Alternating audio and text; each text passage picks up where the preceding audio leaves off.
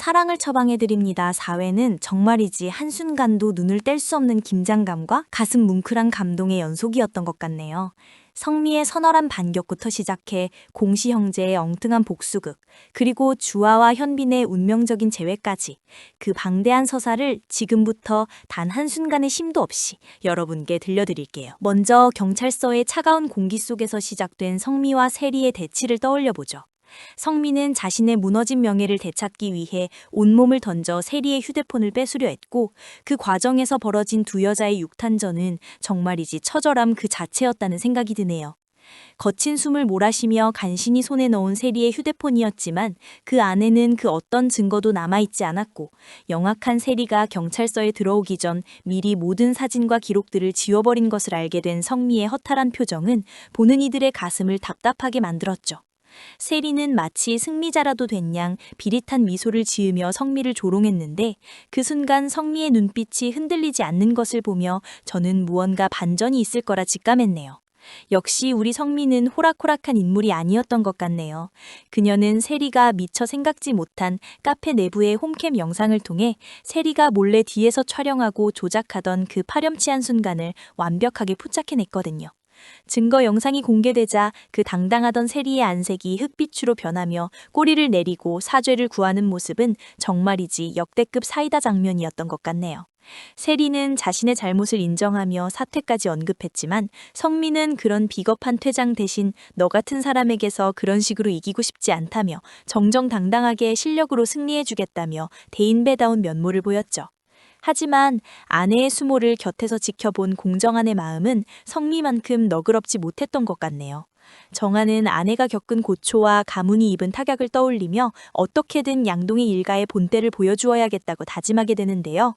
결국 정한은 동생 대안을 불러 모아 은밀한 작당 모의를 시작하게 됩니다. 그날 밤 어둠이 짙게 깔린 온정동 골목을 누비는 두 형제의 모습은 흡사 첩보 영화의 한 장면 같았지만, 그들이 선택한 복수는 너무나도 소심하고 귀여운 것이었네요. 바로 정한 자신의 선거 포스터에 매직으로 코스염을 그리고 덧니를 그려 넣어 마치 양동익이 비열하게 포스터를 훼손한 것처럼 꾸미는 일이었죠. 다음 날 아침 정한은 사람들 앞에서 양동익이 일부러 자신의 포스터를 망쳐놓았다며 피해자 코스프레를 시작했는데, 하필 그 자리에 경찰이 나타나 선거 포스터 훼손은 징역까지 갈 수 있는 중범죄라며 CCTV를 확인해 엄중히 수사하겠다고 나서는 바람에 식겁한 정한이 경찰을 말리는 장면은 정말 이번 회차의 웃음벨이었던 것 같네요. 이 소동은 결국 선혜의 귀에까지 들어갔고, 선혜는 양선추를 찾아가 자식 교육을 어떻게 시켰기에 이런 도를 덮는 장난이 이어지느냐며 항의를 하게 되죠. 이에 선출은 자식들에게 험한 꾸짖음을 내리고, 억울한 양동익은 동숙과 서로를 의심하며 대판 싸움을 벌이게 됩니다. 주변 상인들까지 동익이 포스터에 낙서를 한 것이라 오해하며 한마디씩 거드는 바람에 정한 형제의 소심한 복수는 의도치 않게 대성공을 거두게 되었네요. 한편 주아는 엄마 성미가 다시 본가로 들어와 살겠다는 소식을 듣고 복잡 미묘한 심경에 휩싸이게 되는데요. 별거설 같은 소문을 잠재우고 주아와 더 가까워지겠다는 성미의 결심은 가상했지만, 주아는 그런 엄마의 간섭이 벌써부터 부담스러운 눈치였던 것 같네요. 주아는 짐을 정리하러 성미의 예전 오피스텔에 들렀다가 현관에 누인 낯선 남자의 구두를 발견하고 엄마가 정말 불륜을 저지르는 게 아닐까 하는 의심에 사로잡혀 방 안으로 들이닥치게 됩니다. 마침 샤워를 마치고 나오는 남자의 실루엣을 본 주아는 앞뒤 재지 않고 청소도구로 그 남자를 내려치게 되는데, 비명을 지르며 쓰러진 남자가 다름 아닌 현빈이었다는 사실에 주아는 아연실색할 수밖에 없었죠. 알고 보니 현빈은 이미 성미의 오피스텔로 이사를 온 상태였고, 두 사람은 이 황당한 재회 속에서 오해를 풀며 서로의 깊은 속내를 나누게 됩니다. 현빈은 엄마의 불륜을 의심하는 주아에게 아빠는 잘못한 게 없느냐고 묻고는 어릴 적 자신의 엄마가 다른 남자와 바람이나 도망갔던 아픈 기억을 털어놓으며 아버지에 대한 원망을 고백하는데, 그 무뚝뚝한 얼굴 뒤에 숨겨진 상처가 참으로 서글프게 느껴지는 대목이었던 것 같네요. 은빈 역시 오빠 현빈의 오피스텔로 가출을 감행하며 집안 싸움은 더욱 복잡한 양상으로 치닫게 됩니다. 그런가 하면 대한 부부의 분가 과정에서 묘한 복선이 하나 깔리게 되는데요.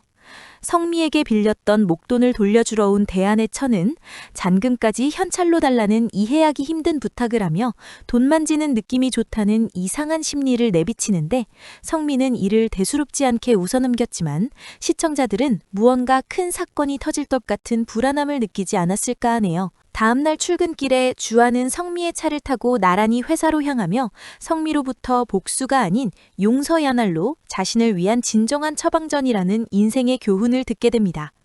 하지만 주아의 회사 생활은 여전히 가시밭길이었는데요.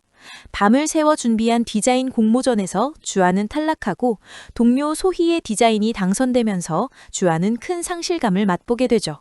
그런데 여기서 반전이 일어납니다. 현빈의 지시로 조사한 결과 주아를 곤경에 빠뜨렸던 홈쇼핑 방송사고의 진범이 다름 아닌 소희였다는 사실이 밝혀진 것이죠.